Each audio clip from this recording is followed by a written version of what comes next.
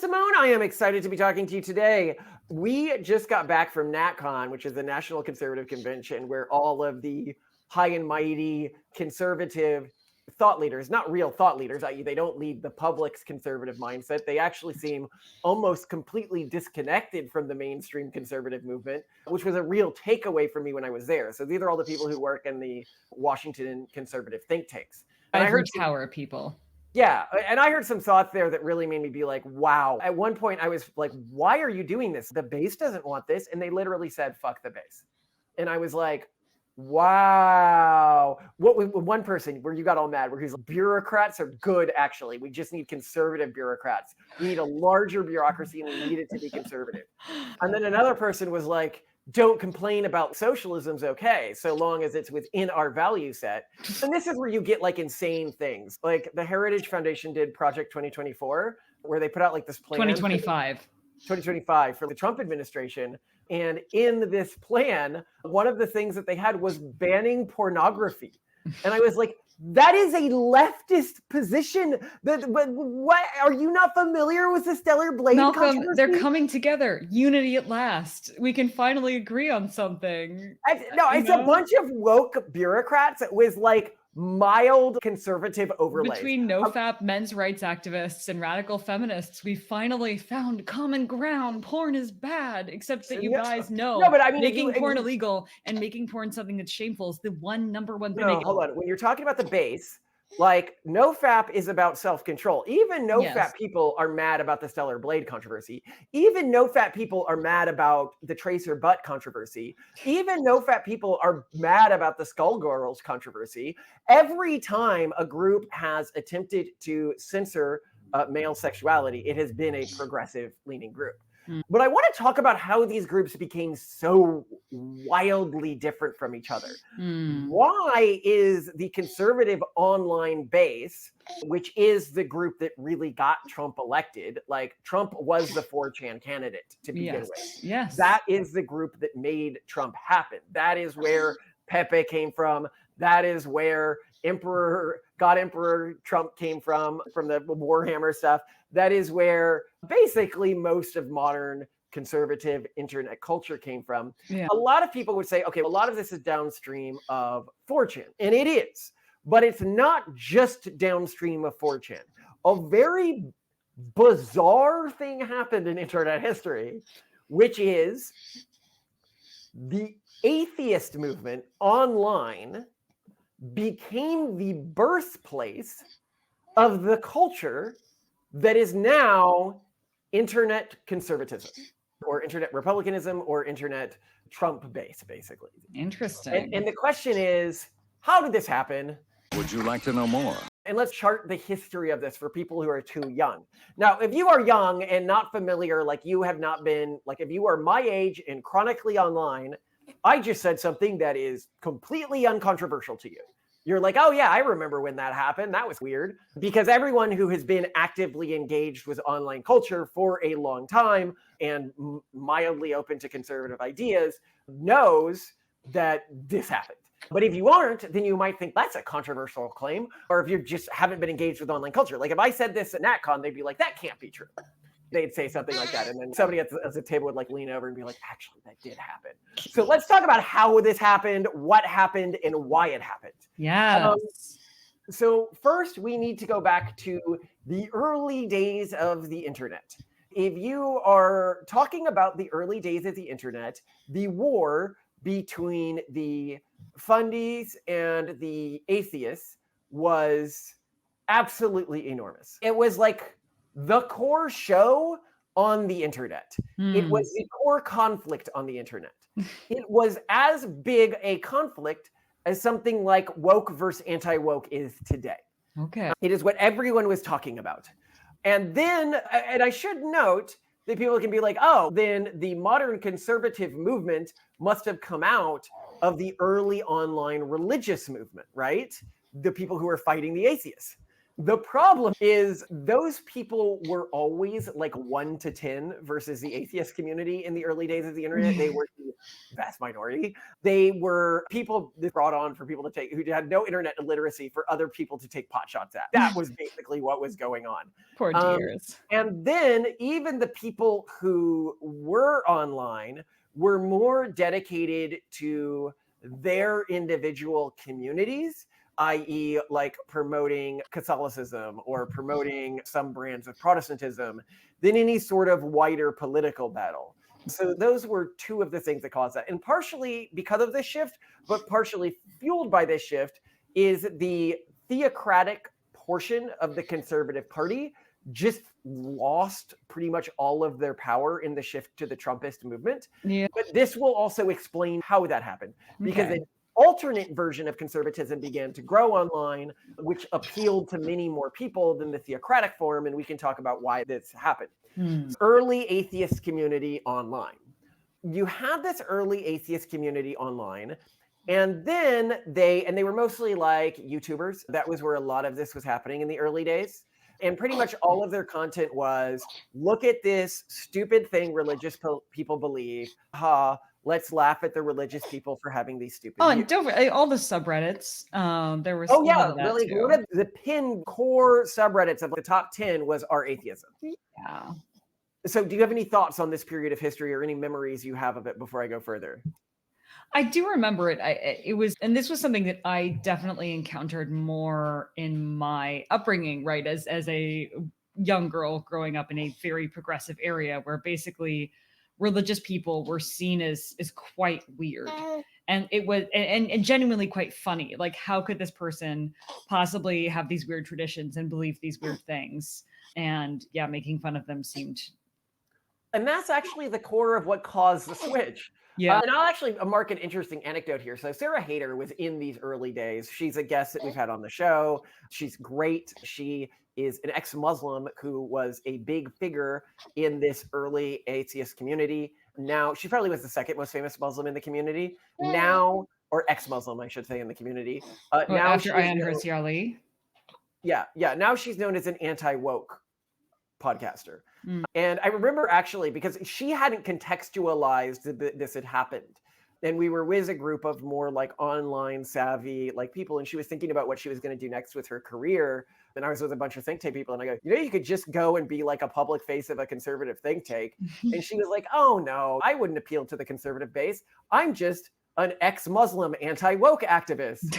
Because she hadn't thought of herself the new base. She was still thinking of these early days of the internet before this switch happened. Maybe. But I think it shows how, if you said that today, you'd be like, you would be fantastic for being a public face of many of these organizations. But how did this happen? I think it was two things happened in the early days, and we'll get into specific examples where this happened. But first, I'm just talking about what happened. How did it happen? Okay. Was that these early atheists, the arguments that you can make against the conservative positions get boring after a while because they are consistent. And they're not going to change their minds. The argument's not going to evolve, and they're also not going to change their policies in ways that give you new things to work with.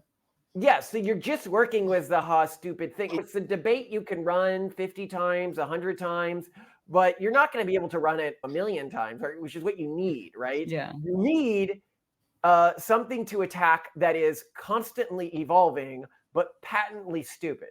You need a group of people who is completely disconnected from reality and is willing to take the bait when you are trolling them. That was the other thing about the Christian communities, is one, they weren't really online that much, and two, when they were online, they eventually would learn to not take the bait if they were like a prominent figure in the community, right? Yeah. And so it just got boring. But then they found another community that was beginning to evolve at that time as well. And this was the beginnings of wokeism. So it wouldn't, at the time, they wouldn't have called it wokeism. They would have called it anti-feminism or anti-sort of Tumblrina culture. And for people who don't remember the Tumblrinas, they were insane. They were like crazier than the modern woke movement in many ways. This is where they were the female equivalent of 4chan. equally crazy, equally unhinged, and equally autistic. They were equally crazy and equally unhinged, but unlike 4chan, where everything was about attack and the joke and like being thick-skinned, being females, one person would write like a fan fiction or would say that because they were accepting of everything, or say my gender is turtle or my gender is cloud. Those were two real genders. I think all of our genders are turtle. Thank you very much.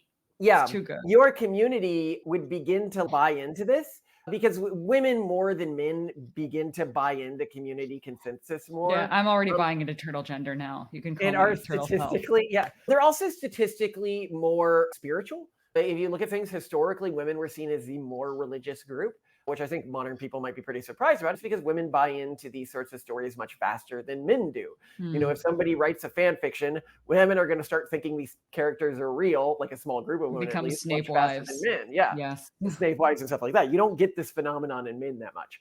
So you begin to have the development of early woke culture. Before it was mainstream, and it was just seen as like a crazy thing. And so these early atheists then begin to turn on this new ultra feminist, ultra woke culture, because it was constantly providing new content. People would always bite. It was just better content, to be honest. And the people who they were debating against genuinely hated them. This was another thing that was the difference between these communities and the Christians and the Jews and the Muslims, is they began to build camaraderie. The atheists didn't really hate the religious community, and the religious community didn't really hate the atheists either. There were a few abused fundy kids, but it wasn't everyone. The vast majority were like, they would say, look, I'm just trying to convince you that these things are silly and you don't need to follow them. And the religious was like your soul. You know, rival football teams, just people who really love their side and love dunking on the other side, but also know that they need the other side in order to have fun. So it's all. Yeah, there was nothing like that with the woke community. The woke community genuinely thought that these people were trying to kill them. And these people genuinely thought that the woke community, when I say trying to kill them, I don't, not specifically, but they bought into this lie that like if somebody denies that cloud gender is real, that they were causing trauma, that they were causing harm. They'll say you're denying my existence, which is akin to genocide within their and that offending someone is akin to physical violence. That I'm feeling real pain, that kind of thing. Yeah, and in this moment, like nothing happened. Like people, and this is how many of these atheists I think didn't realize with their hater that they were becoming the new Republican base's initiating point, because for them all of this was just small incremental changes. And if people are wondering some examples of individuals where this happened, Armored Skeptic, or individuals like Peter Bergozin or Michael Schmer, or individuals like, I'd even say Shiwanhead to an extent really started in that community. Now she considers herself a progressive now, but progressives don't own her because she went anti-woke, and you can't disagree with them on anything. And I think that also the way that this wokeist movement worked. Now keep in mind, in these early days, the wokeist movement hadn't taken over yet. And we're going to talk about mainstream people as well. So you can look at Sam Harris, right? One of the 4 horsemen of the atheist apocalypse, right? Or of atheism, right? So if you look at his policy positions, he considers himself a libertarian internationalist in approach to foreign policies, which includes some interventionist policies.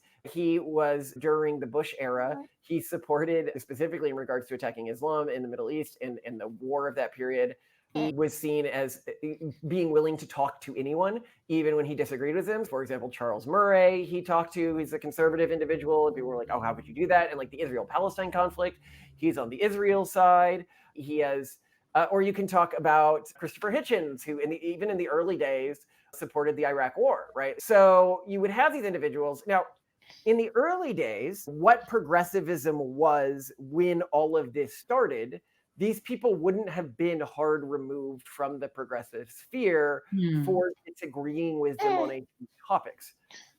But that wasn't the case in this new wokest form of progressive that was beginning to evolve in the online sphere, okay? I see. You can't disagree on a few issues. You can't, they don't allow that. And then the thing that really caused the split was a lot of the trans issues. And this was a really interesting thing. I was watching a Sarah Hare episode, and she was talking about how weird it was. That basically what happened was in this atheist attack community, there was cred for continuing to say anything so long as you believed it was true. Now, this cred actually works in conservative circles. Most conservatives, so long as almost everything you think is true isn't progressives, are going to respect you if you just say what you think is true. Whereas so this applies basically to religious extremism, or what? Can you give me an example of this? Oh, they might say that certain ethnic communities cause more crime than other ethnic communities. And as long as you dig into it and you seem to really believe it, people don't look down on you for that? So I'll word it this way, okay? You might have an individual who supports some level of social redistribution, but also believes crime rates differ between ethnic communities in the United States. All right? A conservative meets that individual and they go, oh, we disagree on one thing, we agree on one thing, you're a conservative. A progressive meets this individual and they go, you are a far-right extremist who I won't talk to because we disagree on one thing. Okay, I see what you mean. Yeah. What happened with Shoe on Head? Yeah, so in other words, with progressives, it's all or nothing. With conservatives, it's a la carte, case by case. Yeah, it's a la carte, whereas progressives, it's all or nothing, which pushed these individuals further and further into conservative audiences and conservative communities. But then some big things happened. So Sarah Hayter had this story on her podcast, and I thought it was very telling. It was a story of, from her perspective, when they were doing an episode on who's black science guy, Neil deGrasse Tyson, right? And he's been just like totally pro, like all of the insane trans stuff that's happening now that just the science doesn't back. I point out that 2023 study that now we know that out of 11-year-olds who are gender nonconforming, by the time they're 23, more than 9 in 10 is completely comfortable with their gender, but likely just gay. And so what that means is that by the data, about 9 in 10 people who we are transitioning, we are basically chemically castrating 9 of 10 gay kids for every one trans person we're quote unquote saving. Yeah. Like that is yikes. We know this now. We live in a post-Cass report era. Things are different now. But a lot of people are just not up to date with the data, right? Or they willfully ignore the data. And what she said was it was really interesting to see these people who, like Neil deGrasse Tyson, she would have considered an ally in the early atheist days. Right. And she goes, and the community basically split into two groups. There was one community that just was looking for the truth. And there was another community that just wanted to dunk on conservatives and Republicans. And you realize who these two communities were pretty quickly, right?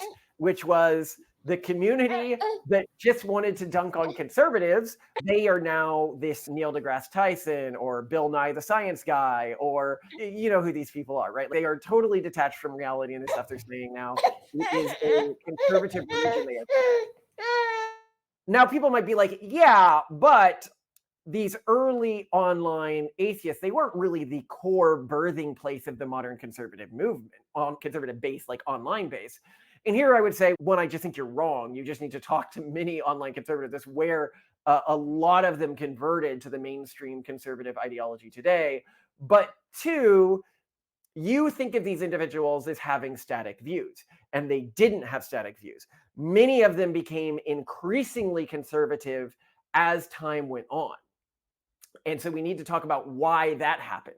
So it happened for a few reasons. One, they would just side with whatever movement was more rational at the time, right? That was their idea, right? The men's rights movement was much more justified, given the statistics during the time when it was growing, than the women's movement, or the feminist movement, right? And the men's rights movement also was a core birthing place of modern conservative culture. So a lot of these individuals, they switched from anti-feminist content to men's rights adjacent content, which again made them part of this early birthing part of the red pill, the MGTOW, the etc. communities, right? So it may not have been the initial figures in this community, but it was people who were weaned on their content or who were mimicking their type of content. But then you had the secondary thing that was happening during this period. And I think, what's her name? The one who you were talking about, the Muslim who was one of the 4 horsemen of the atheist movement, who she wasn't actually at the conference, so she's often called the 5th horseman, but she was supposed to be, who converted to Christianity. And she was originally a Muslim, deconverted, then converted to Christianity. Is she? Hold on. I don't know. I just know that Ayaan Hirsi Ali is a critic of Islam. And writing in a column in November 2023, Ali announced her conversion to the Christian faith, claiming that in her view, the Judeo-Christian tradition is the only answer to the problems of the modern world. Okay, so she said something about why when people were like, when you grew up a Muslim, like, why did you convert to Christianity? Instead of just being atheist. Like, why did you first try Christianity when you started praying to God? Because she had this depressed period, and then she prayed to God, and she felt that she was saved. So why did you do that? And she goes, of all these years when I was attacking and preaching against religious individuals, the Muslims would send me messages about how they were going to kill me. The Christians would send me messages about how they hoped, they were praying for me, and they were praying for me to be saved, and they wanted me. And this is actually true of most of the atheist community. When they were attacking the Christians, and then when their value system started to align more with the Christians, they were very open to be friends with these people, because these people had always been nice to them, even when there was conflict. Whereas the opposite side group had always been very antagonistic. The wokes send us death threats constantly. We say stuff against conservatives. They never, almost never. Occasionally we'll get something because we're pro-IVF and stuff like that that's mean, but we don't really get death threats from Christians. No, I don't think we've ever received really mean comments from anyone aside from people who, if you click through to their profiles, if they have a public one or something associated with their identity, are totally progressive.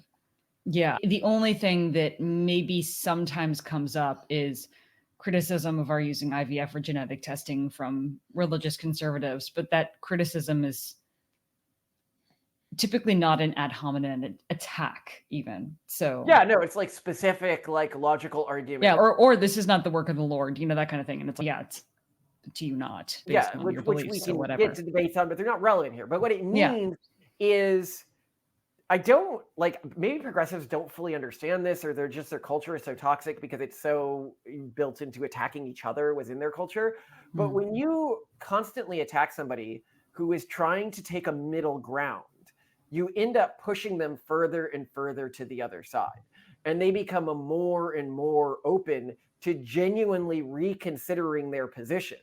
You might have been an old atheist. You might not have had a strong stance on abortion to begin with, but you knew the approved stance was abortion is fine in pretty much all circumstances. Now you've been attacked over and over again, and we'll do a video on our changing stance on abortion over time.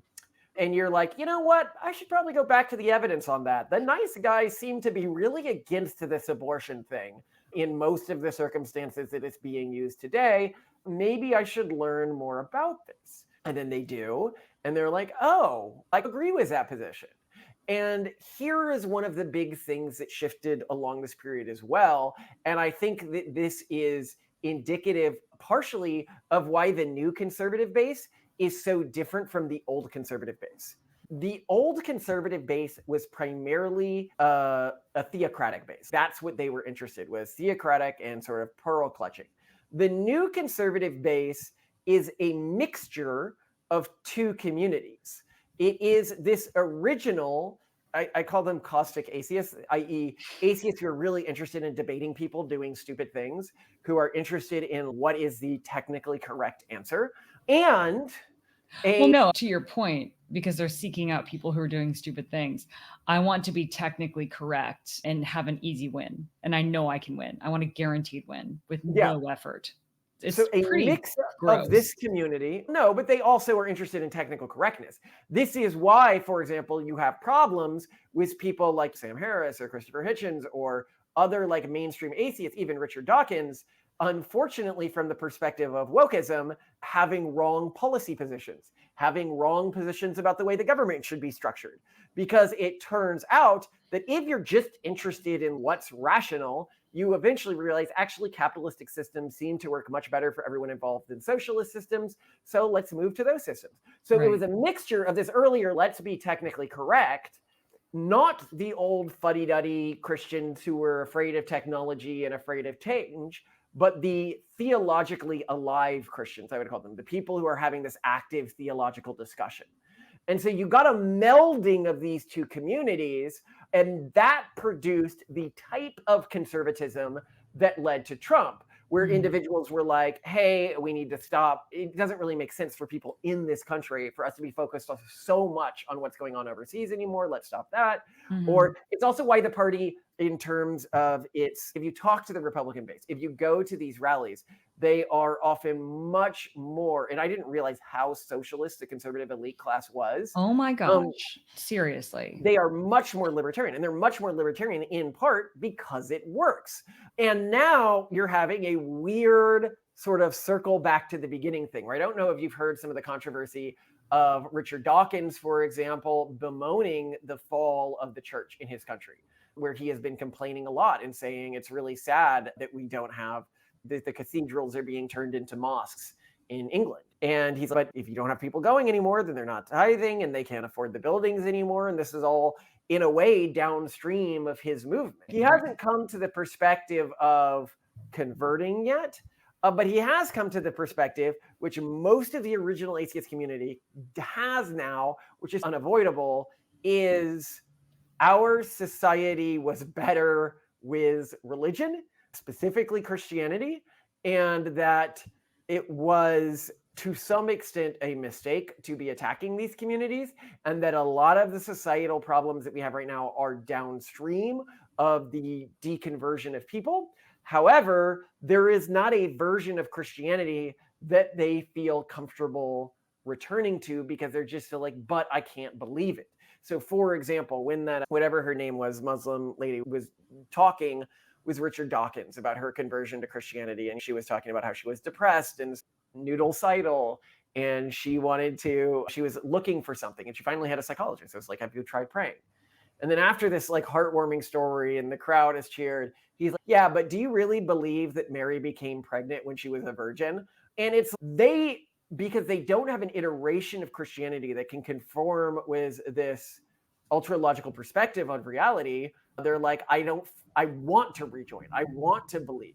Yeah. And this is really what the Tract series project is about. So for anyone who's weird here and doesn't know, you go to technopuritan.com and see a summary of like our religious beliefs and the tracts that we're putting out. But we are trying to synthesize, one, something that I believe is true. So it is something that we synthesize through work, but it is also, when I was originally creating it, before I realized, oh my God, I think this is actually true, it was a hypothesis in creating the type of religious system that my kids could continue to believe, even in this secular world, even with all of this information out there. And then only while I was constructing it, I was like, oh shit, I can't explain how some of this stuff is true other than that God is real and this system is true.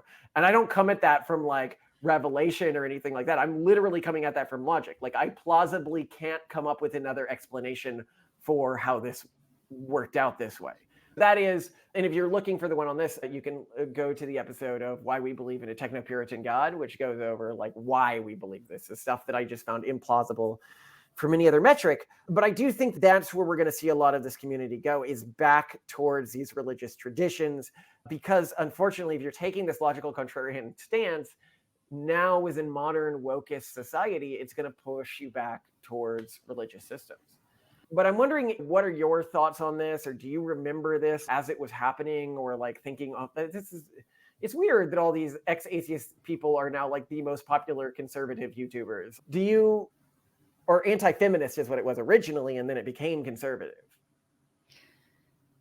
Anti-feminist? Yeah. So what I think it was more, what it feels like to me at least, is that these were always rebel, anti-establishment people online. And they didn't always move in the direction of conservative or anti-progressive. In fact, some people who were avid members of the Church of the Subgenius and who loved being irreverent online remained in the progressive atheist camp and continued to be progressive online. I just think that it happens to be that a lot of the anti-establishment people who were effective players online also became conservative. So my larger answer isn't that all of the people who were atheists online originally became conservative influencers. It's instead that both the conservative and progressive influencers online are prolific, active debaters and flame war lovers online who started out as people very likely to engage in anti-atheist debates. No, I hear what you're saying, but I'm less interested in the specific individuals other than how the communities developed. Because a lot of people will be like, oh, there are a few now fringe players in the online conservative movement. They weren't the birthing place of that movement. And so what I'm trying to walk people through who didn't live through this period of internet history is early internet history was online atheists versus a mostly offline fundy crowd, evangelical crowd.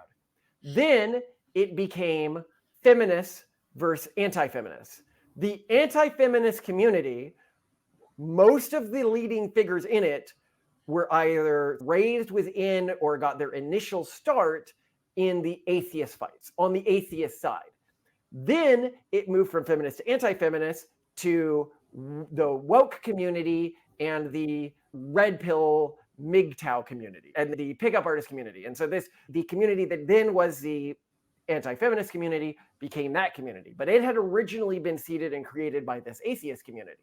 I think there's another element of this, which is the one unifying factor of a lot of the groups that you're describing here, the rebel groups specifically, so the atheists and then the anti-feminists and then the anti-woke people, is that they typically started out, or often started out in the enemy camp and then were cast out for some reason, sometimes for pretty egregious reasons. In the enemy camp? Yeah, in the enemy camp. So for example, people like Jesse Sinkel and Katie Herzog, the whole like Barry Weiss Free Press team. Oh no, I strongly disagree with you. They started out as very progressive, working in progressive institutions. You're describing a modern phenomenon, but that wasn't what happened with this community. These individuals were not canceled. They became conservative before they were canceled. They became conservative before even the concept of cancellation existed. They became conservative. So you've also got to remember GamerGate and everything like that. Yeah. That was led by these former online atheist communities. Like when this thing was happening, okay, these individuals weren't like, oh, I broke X progressive norm, which is something that happens. A lot of times you'll have these it happens a lot. You then get thrown out from the progressive community. That is not what happened with these individuals. When they made the switch, and I would say when the predominant, like the biggest part of the switch over happened, was the transition from atheist content to anti-feminist content. Yeah, that's so interesting. I guess I missed it. I wasn't paying attention. As soon as the transition to the anti-feminist content happened, the inevitable pipeline of, as the woke community rose, anti-woke content. And now if you're an anti-woke content producer, you are a conservative. The thing is that the anti-woke community online was much bigger than the conservative intellectual community online. In fact, that community online almost didn't really exist. Yeah. It was also much bigger than any of the individual religious denominations online. Because yes, they did exist online and were advocating for their positions, but they would often advocate within communities that were specific to their religious traditions. Now, this has changed over time. Recently, there has been the rise of the, I think I call it pan-religious YouTuber. But, i.e. that they just promote conservative religions regardless of what those religions are. But what's interesting is most of those individuals are like us and started in the atheist community, which is why they don't really care what religion an individual is, because they are coming at religion without a team. And this is like the only one I can really think of that started with a team is Paul Vanderklay. But a lot of them that come at this come like, for example, Jordan Peterson. Jordan Peterson is able to take this pan-religious perspective because he doesn't really have a faith himself. He's just, I promote all religions. He's very downstream of this internet atheist thing. That was the community that he was appealing to. And it turned out that, and I think that this is another thing, that people who at the end of the day were really just promoting their own religious community's value system always did a very poor job within the granular world of the internet, building audiences outside of their traditions. Ah, okay. If you were like a Catholic YouTuber, you would build the Catholic tradition because what you were trying to do is move towards a more Catholic value system. Or if you were a Lutheran YouTuber, if you were a, you're going increasingly niche, like you're limiting the reach of your message. And if you try to reach out to be like a pan-religious individual, then the other religious individuals you're talking to, they're going to be as interesting as debating you over theology as an atheist would be. Sure. Yeah. Because so that's what prevented these individuals from ever being leading figures. Actually, it reminds me of Ben Shapiro's complaint about you and I becoming leading figures within the leading figures within the pronatalist movement.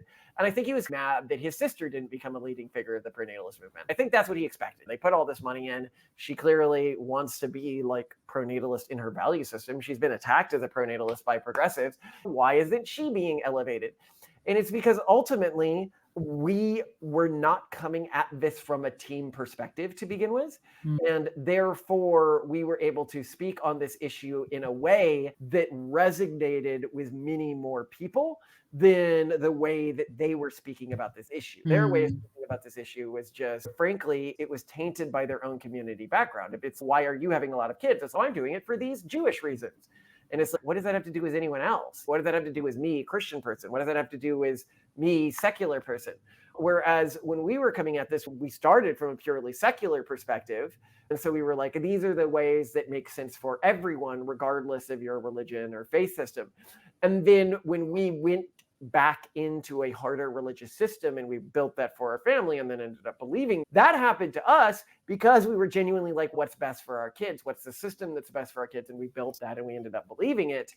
But what I think a lot of people, they look at us and they're like, you don't, really believe, right? And what I've noticed is the only people who say that are the Christians. No, I'll explain why. Because I think a lot of atheists who are interested in believing in a religious system, when they look at our system in the same way where when Dawkins was talking to the other person, he goes, you don't really believe that Jesus was born to a virgin. He was like, oh, there's this logical inconsistency, which is the type of thing that would hang me up, right? Whereas our system is just completely unfraught with those.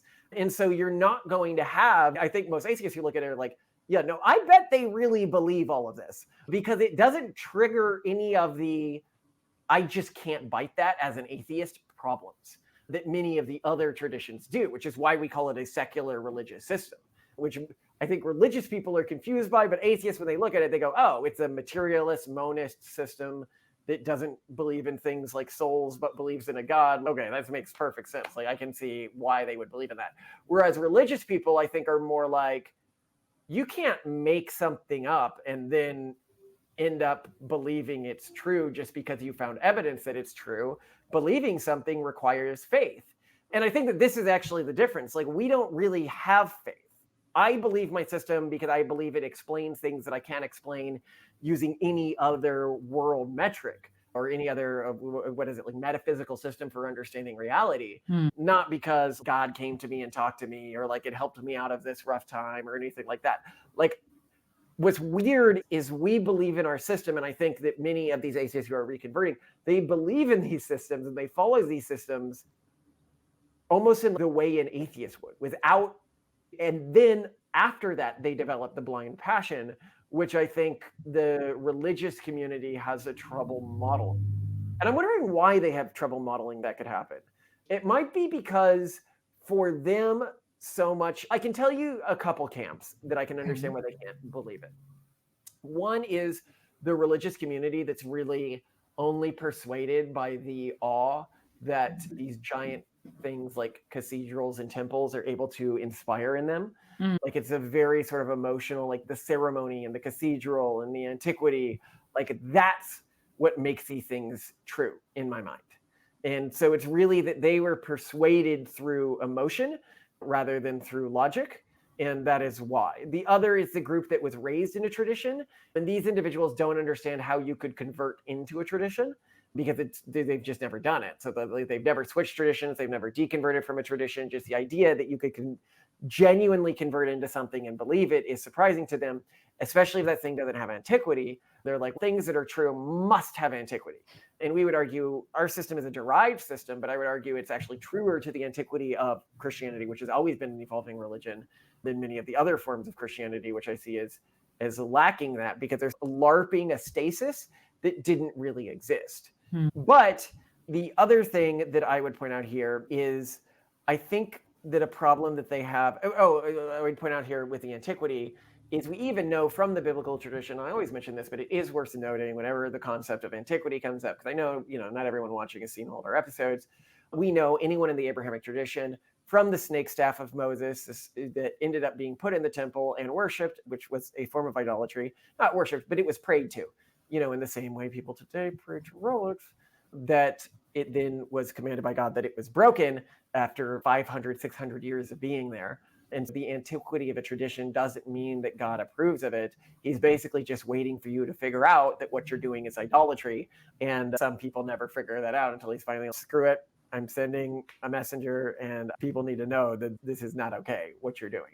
And I do find that most of the traditions, I think, have trended towards idolatry. And I actually think what is the problem and what's prevented many atheists from fully returning to the faith is that most of the new faith systems which are trying to attract them are ultimately mystic systems and use mystical appeals.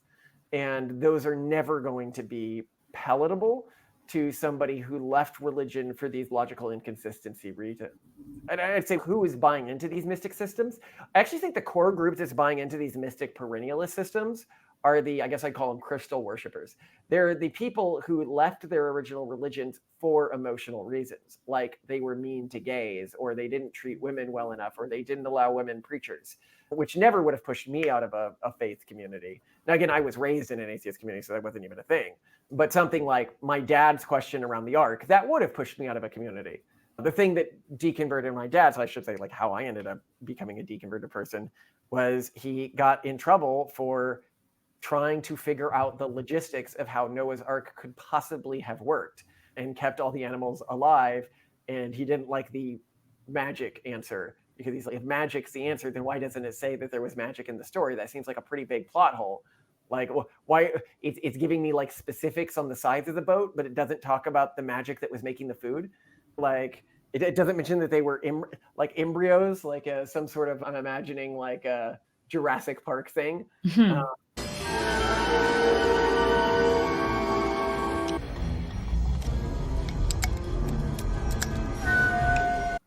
But anyway, do you have any final thoughts on this? Because people love to hear your ideas, Simone. You are the star, and I know in the future we're going to have people who just go to the end for your summations. Summations. I just find this really interesting. It's amazing to me how entire movements flourishing online can be totally missed by me and huge other swaths of the. You knew about the anti-feminist movement, or did it just never catch your algorithm? It never really caught my algorithm, because why? I'm looking at cooking and fashion and decorating online. Ooh. Or even when I was in the men's rights activist, I got really into MGTOW and the red pill and pickup artistry subreddits back around when things like GamerGate were happening. But GamerGate didn't really bleed into them. They were talking about dating strategy. They were talking about building a better independent life and becoming better people, but they weren't really talking about the wider world. And I just find it so fascinating how so many of these things can happen with only a small number of people really being aware of what's going on. And I see that happen so much in other realms. Like you started out talking about NatCon, and going to this conference was so bizarre to me because these people were living in an extremely bounded world where everyone knew each other. Everyone kind of played with their own internal languages and internal networks, and they read each other's stuff, and they didn't really interact with the world outside of that. And we see something similar with effective altruism and rationalism, and that there are these worlds, and they all are in different ways, definitely impacting the larger world and changing the way that society unfurls. But they don't really understand larger society. Larger society doesn't understand them. And a lot of people are being affected by these various groups, by the political elite, by rationalists and effective altruists, by men's right, or by anti-feminists, or by atheists, or by, the new right, without understanding that they are being affected by them, by not understanding who they are, or by not understanding how they work. So it's like the blind leading the blind in a really interesting subcultural way. And I love that you are one of those few people that seems to be able to look from a higher level down into the terrarium at all these different ecosystems and get a picture of how they're affecting each other and their blind spots, while not necessarily being lost in any in particular. I don't really consider you a member of any of these communities, but you are watching very carefully how they're interacting with each other, or really not, how they're affecting each other, how they interact within their own groups. And it's fascinating. I love it when you talk, because you always give me so many ideas. So there was two things I wanted to mention. One that I thought was really interesting here is I was talking to a group of people at NatCon. So this is supposed to be like the conservative intellectuals who are writing our bills. And I mentioned GamerGate too. Not only were they unaware of the Sweet Baby Inc. controversy. No surprise to me. Again, just exactly my point, right? They were unaware of GamerGate 1. They were unaware. They are making national policy decisions, and they are unaware of the core conservative progressive battles that have happened in the past decade. Not at all surprised. Shocking to me personally. I was like you. Well, I guess so you're aware of what these distinct groups are doing, but you weren't aware before of the extent to which they didn't even know of each other's existence or norms or effect on broader society. Absolutely, yeah. Like you thought they knew about each other. Yeah, I thought that at least they were broadly aware that these other groups existed, and now that didn't you learn this though? Like when we first went into private equity and we started exploring other industries, and we told them things like, "Oh, I used to work in VC and now I'm in PE," and they're like, "What's that?" They did not know what VC was, or even if we called it venture capital, they wouldn't know what it was. Here is something I would know. I went into the conference expecting, this is what I say, I had a misunderstanding of the various groups due to the Heritage Foundation, like they have the weird anti-porn thing and the Project 2024. The Heritage Foundation, I went in expecting them to be one of the most gatekeepy, and they were not at all. They are actually interested. I've been talking to them about putting on a conference for them to meet with online conservative influencers and build some connection there. And Heritage Foundation was like the most gung-ho about this. The people at the Heritage Foundation, they seem like really willing to play ball, which is surprising for an organization that's take away porn. Yeah, the people at the Heritage Foundation were, out of all of the groups I talked to, by far the most willing to learn from the outside world, and learn how the Republican base had moved to new ideas and past where they are now. The other groups, and I'm not going to call out specific groups because I don't want to damage our ability to work with any of them in the future, but some of the other groups were just like, when I pitched this idea, they go, why would we care what the base thinks? Like, we are going to staff the White House, we are going to control policy, and it doesn't matter what the people who are voting for Trump want him to do. Our plan is a socialist Christian state. That was basically what they were pushing for. I wish you were lying about this, but I was there too. I saw this. It happened. Yeah. Well, I mean, I wish it didn't happen. You even see this within the pronatalist movement. So like Lyman Stone, he wrote this manifesto that we'll do a full piece on, where everyone needs to stop listening to the Collinses because their form of pronatalism doesn't involve socialism just because socialism doesn't work. And he's going to lie through the moon to say it works. But we've gone over the stats. It just doesn't work. It was so funny. Even at the conference, like we were at a table with a bunch of Heritage Foundation guys, and they're like, why would he write that? He does know it doesn't work, right? And I'm like, yeah, but he is just, when I say doesn't work, like cash handouts just do not seem to work.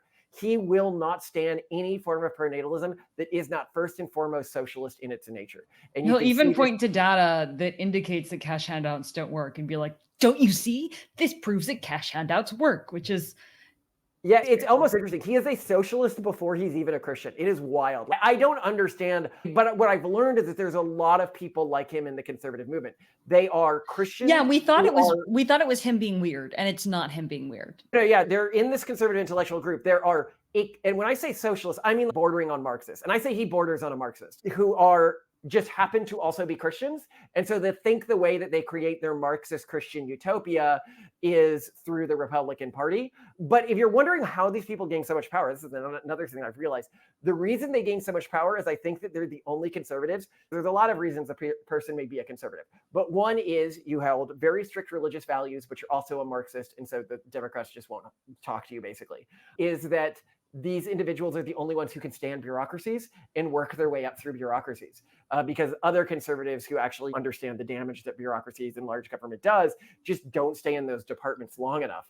And so these departments in this sort of upper conservative bureaucratic class are actually Christian Marxists, and they keep trying to infiltrate the departments. And I think that Trump needs to be incredibly watchful of this. This form of Christian Marxism will destroy his presidency. The public does not want banned pornography, okay? They don't want banning IVF, which was part of the thing for Project 2025. It's like, why would you do that? Why would you? That's not like the conservative position. What? That's like 10% of the conservative base wants that. Like, what? Why are you trying to? Obviously, this is going to damage Trump. But I think that they can update and they can get better. And I'm really excited about that, specifically the Heritage Foundation. So you can update more with what the conservative base actually wants. Now, the final thing I was going to note, which I hadn't noted until you were talking, and I was like, oh my God, like great idea here, is I had mentioned that women are much more spiritual than men on a historic basis. Like you see this, they're much more religious. When women deconvert, they much more likely are going to become some form of spiritualist. They're going to become a Wiccan. They're going to become a spiritualist. They're going to do little spells. They're going to become pop culture spiritualists. There's lots of types of spiritualists they're going to become. They are very unlikely to become hardline atheists. Whereas when men deconvert, they're much more likely to become hardline atheists. And so the atheist movement was always overwhelmingly male, which also meant that as the internet became more of a fight of women versus men, the witches, the deconverts who went to the women community, all just went to the progressive sphere. Mm-hmm. But then the hardcore atheists were mostly autistic women and men, and they then intrinsically identified more with the men's rights movement and Red Pill and MGTOW and stuff like that. And then the modern online conservative movement is very much, I call it the Red Pill diaspora, because those movements basically died, split up, spread out, and that created the seedbed of what is now the online conservative culture, which is also, I think, the culture of the active part of the conservative base, like the intellectually active part of the conservative base, where conversation is still happening. Yeah, that makes sense. Religion is good, and it was wrong to roll religion back. I love you to death, Simone. You are amazing. Any final thoughts? No, let's go get the kids. Okay. I will go get them. Don't you worry. What do you want to eat tonight? Or what are you thinking of cooking? Do you want to do hot dogs? Yeah, I'd love to do hot dogs. Or do you want to do ravioli or pizza or pot stickers? What I'm going to do is hot dogs and some tomato soup, if I could do that. And I've got the cut up shallots, so I can use those for sprinkles. And but the one thing I don't have is we don't have any sauces for the hot dogs. You have a billion sauces. No, they're all like cooking sauces now. Like the last time I checked the fridge, somebody had dumped like all the... Somebody. I don't dump your sauces. That's sacrilegious. I do not, regardless of expiration date. You are so sweet to me. You know my things. I would never. I dump them, but I just haven't thought to re-get them yet. I might go pick up the kids and then swing by Redner's and get like a sauce. Okay. How many hot dogs do you want? 2? 2. How many buns do you want? 2? 3. Wow. Because I also want some tomato soup. So you're going to dip the bun in the soup? I'm going to toast it, or you're going to toast it. Toast it with butter. Toasted bread goes really well with tomato soup. Oh, okay. There we go then. I will get a bunch of bread out. Please do not forget the Yoto player. Yeah. Get in the kitchen and cook me some food, you disgusting animal of a woman. And you get the Yoto player? Yes. Okay. I love you. Love you. I'm going to take a little while to get down because she is a major... Great section here. Thanks for doing all this prep. You rock for that. I put so much work into it. And I just show up with a fucking gassy baby. You are amazing. If fans want to hear more from you, I've got to remember at the end of episodes to have you do a little spiel like I did that one time, because fans really like that. Oh, my diatribe. Simone's corner, where she gets angry about something because she has PMS again. People are like, oh, Simone's spitting truth. That's what they always say. Yeah, spitting. Everybody loves you, Simone. You're the hero of the show. You're the smart one. That's been confirmed. Again, because I keep my mouth shut. Okay. Do you want me to intro like all good women should. Anyway, hold on. Get started here.